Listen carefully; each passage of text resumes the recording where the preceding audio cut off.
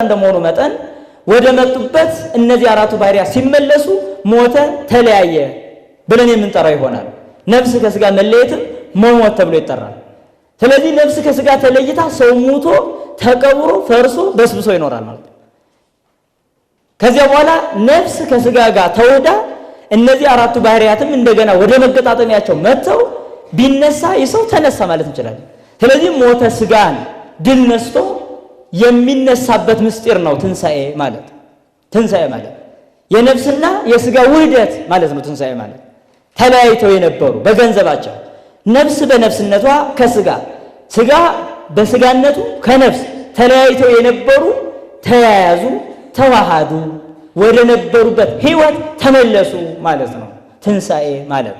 ስለዚህ ትንሣኤ ስጋ ስንል የነፍስ ህይወት በስጋ ኑራ ስጋ ከነፍስ ከተለየ በኋላ ነፍስም ከስጋ ከተለየች በኋላ እንደገና ዳግም ሁለቱ ወደ ቀደመ ተዋህዷቸው መመለስ ትንሣኤ ስጋ ይባላል። ይህ መመለስ ማለት በዚህ ጊዜ ተነሳ ተብሎ ይነገርለታል። ይህ ትንሣኤ ስጋ ይባላል ማለት ነው። ይህንን ትንሣኤ ስጋንም ወደ ትንሣኤ ልቡና ከመሄዳችን በፊት ትንሣኤ ስጋንም ለሁለት ከፍለን እንመለከታለን። ራሱን የቻለ አድርገን ትንሣኤ ስጋ ይህ ምስጢረ ትንሣኤ ሙታን የሚያሰኘውን ማለት ነው። ትንሣኤ ስጋም ለሁለት ተከፍሎ ይታያል። አንደኛ ትንሣኤ ክርስቶስ ነው። ትንሣኤ ስጋ ሆኖ ትንሣኤ ክርስቶስ ነው። የክርስቶስ የስጋው መነሳት ማለት ነው፣ የክርስቶስ መነሳት። ሁለተኛው ደግሞ ትንሣኤ ሰብ ነው፣ የሰዎች መነሳት ነው። የትንሣኤ ስጋ አንደኛው ክፍል ትንሣኤ ክርስቶስ ነው። የማን መነሳት? የክርስቶስ መነሳት ነው።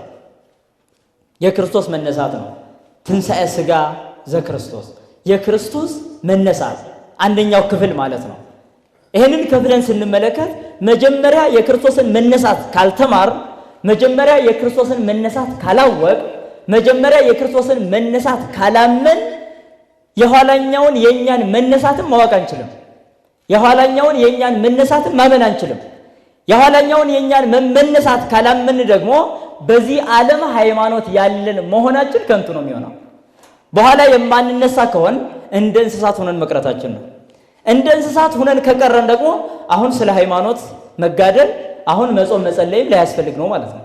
ይህ ከሆነ ደግሞ እንደ እንስሳት ከንቱ ቀሪዎች እንደሆነ አምነናል ማለት ነው። ስለዚህ ዘላለማዊ ህይወታችን ሁሉ ዜሮ ይሆናል ማለት ነው። ለምን? የክርስቶስን መነሳት ተምረን አምነን ካልጠበቅን ማለት ነው። በክርስቶስ መነሳት ነው የኛን መነሳት የምናውቀው። የክርስቶስ መነሳት ለኛ መነሳት ዋዜማ ነው። የክርስቶስ መነሳት ለሰው ልጆች መነሳት አዋጅ ነው። አዋጅ ነው፣ ደወል ነው ማለት ይቻላል።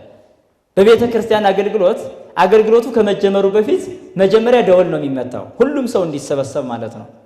ሁሉም ሰው ከተሰበሰበ በኋላ ነው የጸሎት መርሐ ግብሩ የሚጀመረው፣ ማህሌቱ ሰዓታቱ የሚጀመረው ማለት ነው። ልክ እንደዚሁ የክርስቶስን መነሳት ለሰው ልጆች መነሳት እንደ ደወል ነው። ለሰው ልጆች መነሳት እንደ አዋጅ ነው። ለሰው ልጆች መነሳት ፋና ወጊ ነው ማለት ነው። በክርስቶስ መነሳት ብርሃንነት ነው የኛን መነሳት የምንመለከተው። የኛም መነሳት እንደማይቀር ያወቅነው በክርስቶስ መነሳት ነው። ምክንያቱም ክርስቶስ ወደዚህ ዓለም በመምጣቱ ያደረጋቸው በጠቅላላ እኛ ልናደርጋቸው የሚገቡ ነገሮች ናቸው። ለኛ ሊያሳያቸው የሚፈልጋቸው ነገሮች ናቸው የነበሩት ማለት ነው። አንደኛ ወደዚህ ዓለም መጥቶ መወለዱ እኛ ከእርሱ እንድንወለድ የሚያስተምረን ትምህርት ነበረ። ከመወለዱ ጀምረን እንኳን ብንመለከት ማለት ነው። ለእርሱ በስጋ መወለድ የማይገባው ነው። በባህሪ ከአብ የተወለደ ሲሆን የሚገባው ልደት ነው እርሱ። በስጋ ከመቤታችን መወለድ ግን የማይገባው ልደት ነው። ያ የሚገባው ልደት ነው ከአብ መወለዱ ነው። ከመቤታችን በስጋ መወለድ ግን ለመለኮት አይስማማም፣ ለአካላዊ ቃል አይስማማም፣ ለእግዚአብሔር አይስማማም። ምን ስለሆነ? ከባህሪው ውጭ ስለሆነ። የቱ ነው ከባህሪው ውጭ? በስጋ መወለድ ማለት ነው። ረቂቅ በግዙፍ አካል መወለድ ከባህሪው ውጭ ነው፣ ከእግዚአብሔር ባህሪ ውጭ ነው። ስለዚህ ከባህሪ ውጭ የሆነውን በስጋ መወለድ በእመቤታችን ማህፀን የተወለደው እኛ ግዙፋን ከእግዚአብሔር ተወልደን ከእግዚአብሔር ርቀን ነበርና ያን ከእርሱ መወለድን ይሰጠን ዘንድ ግዙፉን ልደት ተወልዶ ረቂቅን ልደት ሰጠን ማለት ነው። በእርሱ መወለድ ምን ተማርን?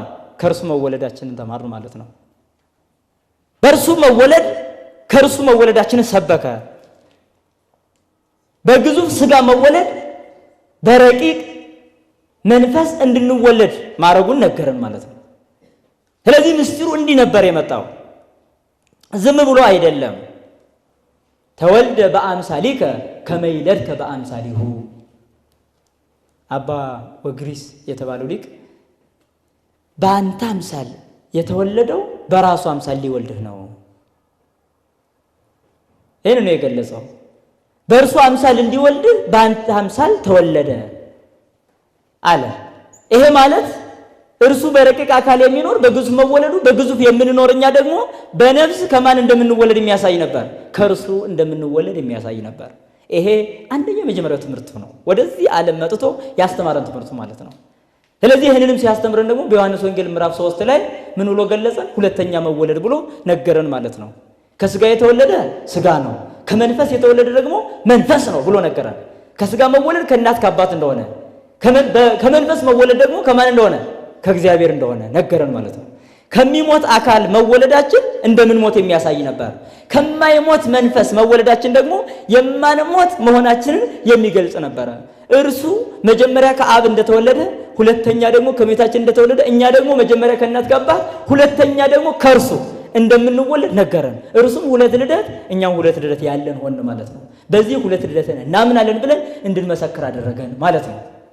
እንደገና መወለድ ብቻ አይደለም፣ የተወለደው ከድንግል ነው። ከድንግል መወለዱ ትምህርት ነበረው። ከድንግል መወለዱ እርሱ ከቅድስት ድንግል ማርያም እንደተወለደ እኛ ደግሞ ከቅድስት ድንግል ቤተክርስቲያን እንወለዳለን ማለት ነው። ቤተክርስቲያን ድንግል ተብላ መጠራቷን በሌላ አምልኮ ባይድ ያልተበላሸች ማለት ነው። ድንግል ተብላ ትጠራለች። ስለዚህ እኛም የምንወለደው በድንግል ቤተክርስቲያን ነው። ድንግል ናት ቤተክርስቲያን ማለት ነው። ግን ልጆች አሏት ድንግል ስትሆን። እመቤታችን እናት ስትሆን ድንግልናዋ እንዳልቀረባት ቤተክርስቲያንም እናታችን ስትሆን ድንግልና ግን አላት። ምክንያቱም በሌላ አምልኮ ባይድ ያልተበላሸች ማለታችን ነው። ሌላ ዲያብሎስ ምክሩን ያልሰጣት ማለታችን ነው። ስለዚህ በዚህ መንገድ እንቀጥላለን ማለት ነው። እንደዚሁም እርሱ በበረት መተኛቱ ምስጢር ነበረው፣ ዝም ብሎ አይደለም። ለአዳም ካሳ እንደሆነ እናውቃለን። እንደዚሁ ለኛ የሚያሳየን ግን ክቡር ሲሆን በተዋረደ ቦታ በህሱር ቦታ መተኛቱ እኛም ምንም አይነት ስጋዊ ክብር እንኳን ብናገኝ ያን ስጋዊ ክብር ንቀን ስለ ሰማያዊ ስንል መዋረዳችንን የሚያሳይ ምስጢር ነበረው ማለት ነው። ስለ ሰማያዊ ስንል ምድራዊን ሁሉ ንቀን የምንኖርበትን ይወል። በዚህ ምክንያት ነው መናንያን በዓለም ነገስታት የነበሩ መንግስታቸውን ትተው ህለተ ወርቃቸውን ሰብረው ዘውዳቸውን ሰብረው ለነዳያን መጽውተው